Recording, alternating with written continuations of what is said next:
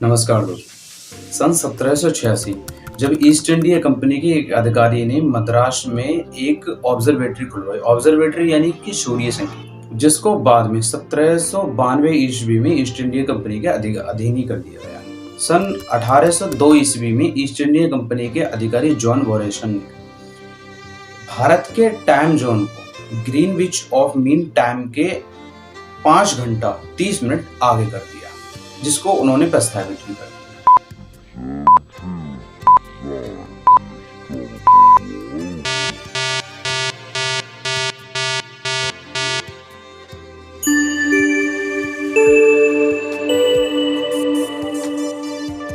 आज हम एक ऐसी चीज के बारे में बात कर रहे हैं जो हम सब पे लागू होती है पूरी दुनिया में, लेकिन हम उस चीज को समझ नहीं पाए। जैसे आपने कहीं देखा होगा GMT लिखा समय में, ठीक है। तो ये सब चीज के बारे में आज हम बात करें। पूरी दुनिया को 24 टाइम जोनों में बांटा गया है। टाइम जोन यानी एक मानक समय, हर देश का अपना एक मानक समय होता है। इन टाइम जोनों को ग्रीनविच मीन ऑफ टाइम से 1 घंटे के अंतर से डिवाइड किया गया है। ग्रीनविच एक 0 डिग्री सेंटर पॉइंट पर है जो गुजरती है ग्रीसलैंड, नॉर्वेन सागर, ग्रीनलैंड, नॉर्वेन सागर, फ्रांस, स्पेन, अल्जीरिया, दक्षिण अटलांटिका सागर से गुजरती है।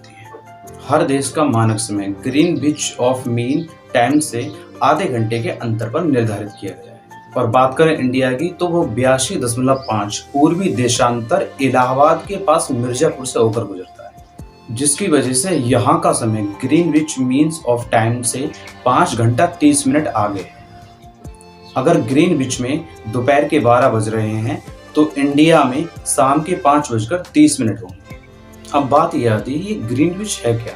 ग्रीनविच एक इंग्लैंड में स्थित एक छोटा सा कस्बा है जहाँ एक ऑब्जर्वेटरी है जो अब से अंग्रेजों के समय में जब इंग्लैंड ने समुद्र पर राज किया था तो वहाँ के जो सैनिक और नाविक थे वो ग्रीनविच के सूर्य संकेत के आधार पर चलते थे, जिससे इंग्लैंड के नाविक समुद्र में कहीं भी यात्रा करते तो वह इंग्लैंड में स्थित कस्बा ग्रीनविच के समय और दिशा के हिसाब से उस सूचक से पता लगाते थे कि हम ग्रीनविच से कितनी दूर और कितने समय पर हैं। इंग्लैंड के बाद 1876 ईस्वी में ब्रिटेन ने ग्रीन जोन ऑफ टाइम को माना। 1884 में अमेरिका में ग्रीनविच ऑफ टाइम मीन्स को 24 देशों में मान्यता प्राप्त। ग्रीनविच टाइम ऑफ मीन्स की रेखा हमें पूरी पृथ्वी में उत्तरी, दक्षिणी, पूर्वी और पश्चिमी रेखा के मध्यांतर में काटती है। अब बात ही करते हैं कि किस देश के पास कितने टाइम जोन है। बात करें फ्रांस की तो फ्रांस के पास 12 टाइम जोन है और अमेरिका के पास 9 टाइम जोन है। तो रूस के पास 11 टाइम जोन है, अटलांटिका के पास 10 टाइम जोन है, ब्रिटेन के पास 9 टाइम जोन है, ऑस्ट्रेलिया के पास 8 टाइम जोन है।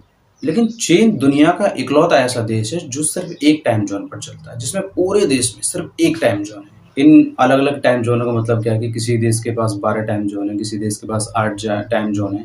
इसका मतलब ये है कि जिस देश के पास, जैसे बात करें ऑस्ट्रेलिया की, तो ऑस्ट्रेलिया के पास 8 टाइम जोन है, यानी ऑस्ट्रेलिया में 8 समय चलते हैं, यानी कि कहीं 8 बज रहे हैं, कहीं 9, कहीं 8:30, कहीं 10। तो इस तरीके से ये टाइम जोन इस तरीके से निर्धारित होते हैं। जैसे इंडिया की अगर बात करें तो लाइक 2 टाइम जोन इंडिया में निर्धारित होते हैं।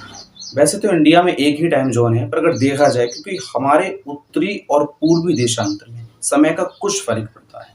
वैसे आपको बता दूं ये टाइम जोन सोवियत संघ के टूटने के बाद हुए थे। दोस्तों, जब प्रत्येक देश का टाइम जोन अलग है तो उस देश में रात और दिन का भी फर्क होगा।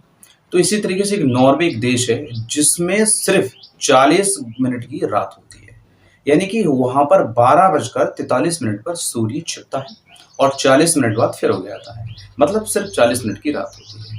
अलास्का देश में मौजूद एक शहर बैरो देश में मई के आखिरी से लेकर जुलाई के आखिरी तक सूरज नहीं डूबता है। दोस्तों, और भी बहुत से ऐसे देश हैं जहाँ टाइम जोन अलग हिसाब से चलता है। जैसे फाइनलैंड है, फाइनलैंड में कभी सूरज नहीं डूबता है, कभी अंधेरा फाइनलैंड में नहीं होता है, क्योंकि सूरज वहाँ उत्तरी और पूर्वी दिशा में घूमता है, पर वहाँ सूरज कभी नहीं डूबता है। आइसलैंड, स्वीडन है, स्वीडन के अंदर सिर्फ 22 घंटे का दिन होता है, जिसमें बाकी बची रात होती है और उस रात में भी सूरज की रोशनी रहती है।